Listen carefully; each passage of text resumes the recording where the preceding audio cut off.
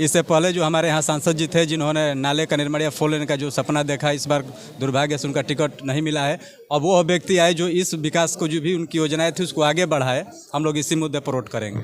सबसे गंभीर समस्या बलिया में क्या दिखता है आपको? सबसे बड़ी समस्या जो मैंने देखा है भैया, चाहे जो हम लोग आते जाते हैं तो यहाँ पानी निकासी की समस्या है। काजीपुरा हो या फिर एसी कॉलेज हो या फिर जाफलिनगंज हो, पानी की निकासी की सबसे बड़ी समस्या है। उसका पूर्ण अस्थायी समाधान भैया बहुत जरूरी है। जो इसके बारे में बात करे, जो इससे निजात दिलाने की बात करे, हम लोग उसी को। मेडिकल के क्षेत्र में क्या होना चाहिए? मेडिकल के क्षेत्र में भैया जो हम लोग का कहा जा रहा है कि बलिया सिर्फ रेफरल अस्पताल रह गया है, इसको सुधार करने की जरूरत है। यहाँ पे जितने भी हम लोग के यहाँ ट्रामा सेंटर बना, इसको संचालित करने की व्यवस्था हो। जो अभी सीटी स्कैन की जो मशीन है वो बंद पड़ी हुई है, एक्सरे के लिए लोग आजमगढ़ जा रहे हैं। यह सब समस्या बहुत गंभीर समस्या है भैया, इसको दुरुस्त करना।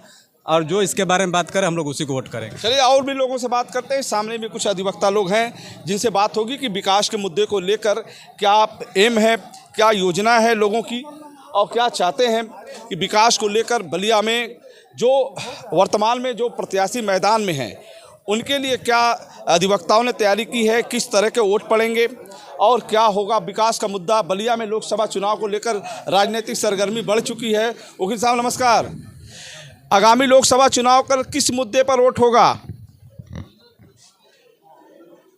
आगामी लोकसभा चुनाव देश को देखते हुए होगा।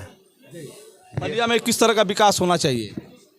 बलिया में मान लीजिए कि मोदी को देखते हुए, यदि मोदी जी का सरकार बन रहा है तो उन्हीं के प्रत्याशी को जीतना चाहिए। जी, आप क्या कह रहे हैं वकील साहब? पहला तो है राष्ट्रहित, दूसरा जो है यहाँ जो हमारे स्थानीय कैंडिडेट हैं जो दिए गए हैं, अब इस कैंडिडेट में तो कोई कहीं कुछ नहीं है कि कोई विकास कर पावे। इसलिए कि एक तो मान लीजिए कि 5-6 वर्ष से सांसद है राज्यसभा और लोकसभा मिला करके।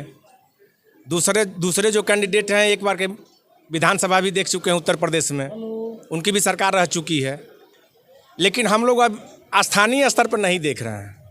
हम लोग का बस एक है कि राष्ट्र स्तर पर राष्ट्र हमारा मजबूत होगा तो खुद ब खुद बलिया हमारा मजबूत होगा। बस राष्ट्र हित को देख रहे हैं, बाकी तो तेल आटा। राष्ट्र हित पे वोट होंगे। वकील साहब आपकी राय क्या है? विकास को लेकर बलिया किस मायने में पीछे है और किस मायने में आगे है? बलिया की सबसे बड़ी जो समस्या है बलिया के लोगों की, चिकित्सकीय व्यवस्था यहाँ की बिल्कुल निल है। आपको अगर सर्दी जुकाम और खांसी भी हो जाए तो यहाँ के जो रिपोर्ट्स या जो भी है मेडिकल जो यहाँ पे सुविधा है उसको प्रथम स्थान दिया जाना चाहिए। दूसरी बात, जो शिक्षा के क्षेत्र में बलिया में पहले जो यहाँ का स्थान था या यहाँ की जो इंस्टीट्यूशंस थे या जो शिक्षक थे, यहाँ पे वो भी उसका स्तर गिरता जा रहा है। तो उसको अगर संभालने का अगर कार्य हो तो ये बहुत बढ़िया होगा। और दूसरी बात, सभी अभी जो भी कहे हमारे पूर्व के लोगों ने कि राष्ट्रहित, बेशक इस सरकार ने राष्ट्र को लेकर बहुत अच्छा कार्य किया है और हम निश्चित रूप से मोदी जी और योगी जी के उसमें विश्वास करते हैं। और बलिया में चिकित्सा मुख्य रूप से है कि चिकित्सा व्यवस्था जो है यहाँ सुधार होनी चाहिए। इन लोगों को भी ध्यान देना चाहिए जो हमारे प्रतिनिधि चुने जाते हैं। दोस्तों, आज अधिवक्ताओं के बीच आने का अवसर मिला है। अधिवक्ताओं की अलग अलग बात है और अधिवक्ता को लेकर क्या, लोकसभा चुनाव को लेकर क्या राजनीतिक चर्चा हो रही है। सर, लोकसभा चुनाव को लेकर क्या है, बलिया में किस तरह का विकास होना चाहिए? शिक्षा, स्वास्थ्य, चिकित्सा और सड़क और बिजली, ये विकास जो है होना चाहिए, यही ज़रूरी है। ये ज़रूरी है। अभी वर्तमान में बलिया किस मायने में अच्छा है? विकास के मायने में, बिजली और सड़क के मायने में बहुत बढ़िया है बलिया। आपके नज़र में सर पूरा नाम क्या लेते हैं? अनिल कुमार मिश्रा। आपकी नज़र में बलिया का विकास कैसा है, क्या होना चाहिए? हालांकि शुरू है विकास लेकिन अभी पूरा हुआ नहीं है।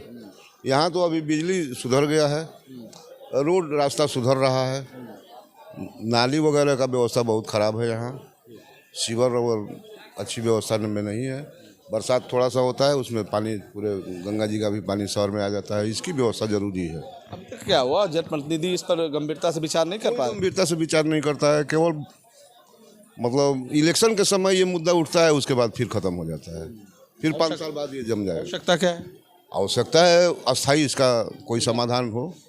और यहाँ ये जो जाम वगैरह की शहर में व्यवस्था है, इसके लिए व्यवस्था करना बहुत ज़रूरी है। दोस्तों, फिर हम आपसे जुड़ेंगे, तब तक लेते हैं जुड़े रहें बलिया आजकल से। मैं रोशन जायसवाल, नमस्कार।